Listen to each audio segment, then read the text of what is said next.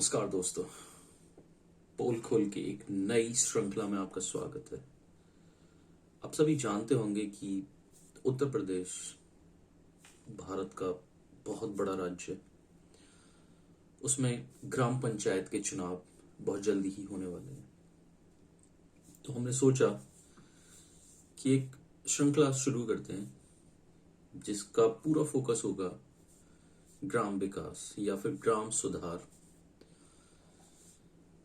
और इसके अंतर्गत हमने कुछ पोल्स किए थे, कुछ रिक्वेस्ट हमने लोगों से की थी कि अगर वो गांव में रहते हैं या गांव से जुड़े हुए हैं तो वो हमें अपने सुझाव भेजें और बताएं कि आगामी जो ग्राम प्रधान के चुनाव होने वाले हैं, ग्राम पंचायत के जो चुनाव होने वाले हैं जिनमें गांव के प्रधानों को चुना जाएगा, वार्ड के मेंबर्स को चुना जाएगा, उनसे आपकी क्या अपेक्षाएं रहेंगी।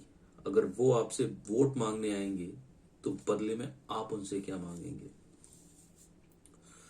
तो इस प्रश्न के उत्तर में तरह तरह के सजेशंस आए थे, कमेंट्स आए थे और हमने उनको कंपाइल किया। और अब इस पूरी श्रृंखला में हम उन सजेशंस पे, उन पॉइंट्स पे एक एक करके बात करेंगे। तो जो सबसे पहली बात मैं जो करने वाला हूं वो मेरी अपनी है, जो मेरा अपना सजेशन था इसी प्रश्न को लेके। इसकी शुरुआत मैं एक घटना से करता हूं। मैं एक गांव में था किसी में, और वहां पे एक दिन पहले ही एक ग्राम पंचायत के चुनाव संपन्न हुए थे। ग्राम प्रधान के सिलेक्शन के लिए चुनाव संपन्न हुए थे। तो मैं अगले दिन सुबह उठा और वैसे ही सुबह सुबह में टहलते टहलते जा पहुंचा एक ग्राम प्रधान के प्रत्याशी के घर पे। तो उस इलेक्शन में 2 लोग खड़े हुए थे, तो उन 2 में से एक के घर पे मैं सुबह में जाके बैठा हुआ था। और जाहिर सी बात है, क्योंकि एक दिन पहले ही चुनाव हुए थे तो चुनाव की सरगर्मी अभी भी थी वहां पर, और काफी लोग वहां पे बैठे हुए थे। तो उनके बीच में मैं भी जाके बैठ गया। तो क्योंकि डिस्कशन पहले से चल रहा था तो मैं सुन रहा था लोगों को और ये जानने की कोशिश कर रहा था कि आखिर क्या डिस्कस हो रहा है, बातें किन किन चीजों को लेके बातें हो रही हैं वहां पे। तो बात वहां पे हो रही थी कि इस इलेक्शन में दोनों प्रत्याशियों का कितना कितना पैसा खर्चा हुआ है। तभी मुझे सुनाई दिया कि लगभग 10 से 12 लाख रुपया उन प्रत्याशी का खर्चा हुआ था जिनके घर पे मैं बैठा हुआ था, और लगभग 12 से 15 लाख रुपया उनका खर्चा हुआ था जो इनके अपोजिट खड़े हुए थे, विरोध में खड़े हुए थे। तो मैं बहुत ज्यादा सरप्राइज हुआ सुन के। 10 से 12 लाख रुपया किस बात के लिए? कि आप गांव का सुधार करना चाहते हैं, आप गांव के प्रधान बनना चाहते हैं ताकि गांव में कुछ विकास की योजनाएं आप लेके आ सकें, या जो विकास की योजनाएं आती हैं उस पैसे को आप एक अच्छी तरह से उसको गांव में लगा सकें। इस बात के लिए एक व्यक्ति की जेब से 12 लाख रुपया और दूसरी की जेब से 15 लाख रुपया खर्चा, मतलब कि दोनों ने मिला के 25 लाख रुपए खर्चे कर दिए सिर्फ इलेक्शन में। और बदले में गांव को क्या मिला?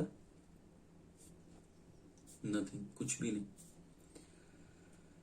तो मैंने बोल दिया इस बात को कि ये तो बड़ा बेकार सी बात है कि आपने जो है 12 लाख रुपए इस इलेक्शन पे खड़े कर दिए। तो बिना पैसे के इलेक्शन लड़ना चाहिए। ये तो आपके गांव के लोग हैं ना जिनसे आप वोट मांग रहे हो। अगर मैं कल को जाके गांव में एक इलेक्शन में खड़ा हूं तो मैं वोट किन से मांगूंगा? जो मेरे चाचा, मेरे ताऊ, मेरे दादा, मेरी दादी, मेरे भैया, मेरे से छोटे। तो क्या उनको अपनी बात कहना कि मैं चाहता क्या हूं और आप मुझे वोट क्यों दें, इस बात को कहने के लिए क्या मेरे 10 लाख रुपए लग जाएंगे क्या? कितना खर्चा, ज्यादा से ज्यादा 10,000 20,000। अगर मान लो मुझे कुछ पर्चे वगैरह छपवाने हुए, मुझे कुछ माइक वगैरह का जुगाड़ करके कुछ बोलना हुआ, ज्यादा से ज्यादा 10 15 20 हजार। घर आए लोगों को चाय पिलाने का खर्चा, सब कुछ मिला लो 10 से 20 हजार ना, 10 से 12 लाख तो नहीं होगा ना। तो मुझसे काफी बड़े, उनका मैं बहुत आदर करता हूं, ऐसे मेरे एक भैया, वो मुझे बोल उठे। उन्होंने मेरी बात का जवाब दिया कि प्रशांत, ये 10 से 12 लाख इलेक्शन में नहीं लगे, ये अपनी इज्जत की खातिर लगे। जब आप प्रधानी के इलेक्शन में खड़े होते हो तो आपकी इज्जत दांव पे होती है, और जब आपकी इज्जत दांव पे होती है तो उसको बचाने के लिए आप किसी भी हद तक जाते हैं, और फिर जो भी खर्चा जरूरी होता है वो किया जाता है उस इज्जत को बचाने के लिए। मेरा मन बहुत दुखी हुआ इस जवाब से। क्यों?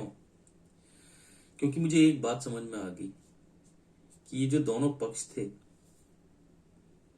ये गांव के विकास के लिए नहीं खड़े हो रहे थे, ये अपनी इज्जत बचाने के लिए वहां पे खड़े हो रहे थे।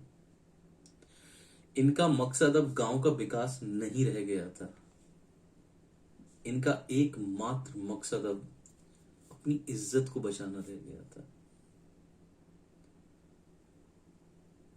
लेकिन आप खुद सोचो, आप सोच भी रहे होंगे कि कितनी मूर्खतापूर्ण बात है ये।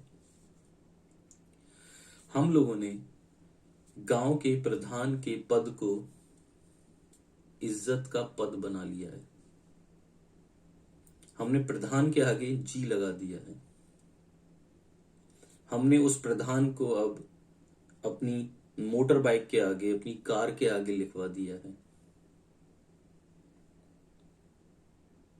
और जो इसका मूल उद्देश्य था, हम उससे बहुत ज्यादा पीछे जा चुके हैं, भटक चुके हैं। तो जब प्रश्न ये पूछा गया कि अगर कोई गांव के प्रधान का प्रत्याशी आपके घर या आपके सामने आएगा, आपसे वोट मांगेगा, तो बदले में आप उससे क्या मांगेंगे? तो मेरा सजेशन था, आप कृपया उससे ये मांगें कि मेरे भाई, मेरे चाचा, मेरे ताऊ, आप इस इलेक्शन को अपनी प्रतिष्ठा का प्रश्न मत बनाएं, इसको गांव के विकास तक ही सीमित रहने दें, और बिना एक भी पैसा खर्चा किए इस इलेक्शन को लड़ें। अगर आप बिना पैसा खर्चा किए इस इलेक्शन को लड़ेंगे और आप जीतेंगे, तो आपको कुछ भी वापस नहीं चाहिए, क्योंकि आपने कुछ भी इसमें नहीं लगाया है। और जो व्यक्ति बिना पैसे के इलेक्शन को जीत रहा है, इसका मतलब वो अपने वादों पे इस इलेक्शन को जीत रहा है। जो व्यक्ति बिना किसी को खाना खिलाए, दारू पिलाए, पैसा बांटे इलेक्शन जीत रहा है, इसका मतलब उस व्यक्ति की क्या बातें याद रह जाएंगी इलेक्शन के बाद? जो उसके वादे उसने किए हैं। अन्यथा तो खर्चा याद रह जाता है। तो बहुत सीधी सी बात,